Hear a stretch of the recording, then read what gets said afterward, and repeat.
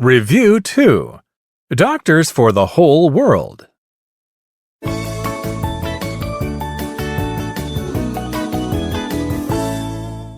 Reading.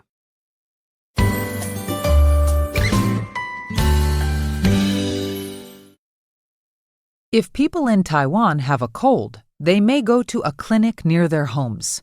However, it is not so easy for people living in Yemen or the Indian countryside to receive medical care. There are 17 doctors per 10,000 people in Taiwan, but only 9 in the Indian countryside. Yemen is even worse, with only 3 doctors for every 10,000 inhabitants.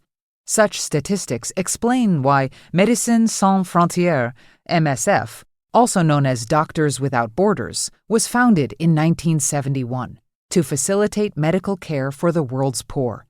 MSF's core mission includes setting up mobile clinics for services such as lung care and maternity, especially in conflict zones. It also offers support to under-resourced hospitals and trains local staff to continue the work after it leaves. A primary goal of MSF is to provide healthcare facilities where they do not exist or are not easily accessible. In the southern Indian state of Chhattisgarh, for example, decades of war have ruined the local health system. MSF has had mobile clinics there since 2006, caring for mothers and babies while also treating lung diseases. Thanks to these clinics, infant mortality has accordingly been reduced from 54 deaths per 1,000 births to 29. Likewise, MSF staff identify and treat patients with tuberculosis or pneumonia, as well as teach people how to prevent the spread of both diseases.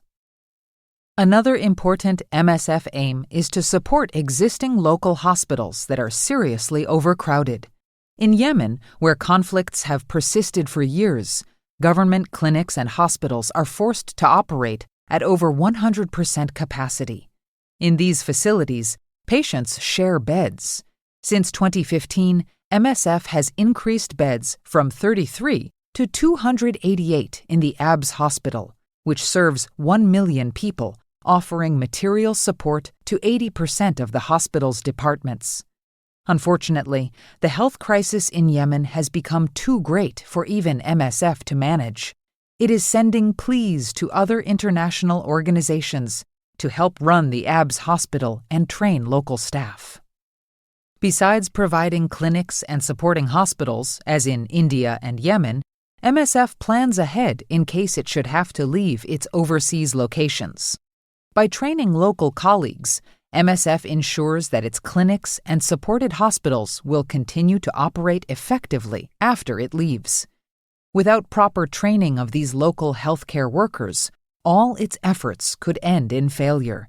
Therefore, it has established MSF academies for healthcare in 40 regions around the world. These academies aim to strengthen the medical skills of local workers so that, in the future, they will be able to sustain the high-quality hospital care currently provided by MSF. To date, 860 healthcare workers have graduated, and another 940 are being trained. MSF's efforts include setting up clinics, supporting overcrowded hospitals, and training local medical workers. These initiatives have led to significant positive health outcomes that would not have been possible in these struggling regions otherwise. In India, for example, infant mortality has decreased by 46%, and the average lifespan has increased from 65 to 71 years. Similarly, in Yemen, tuberculosis cases have declined from 116 per 100,000 people to 48, while life expectancy has risen from 63 to 66 years. The implications of MSF's presence are clear. Countries that don't sit back but open the door to the organization can tap into its priceless medical resources. Whether rich or poor, everyone deserves good health care.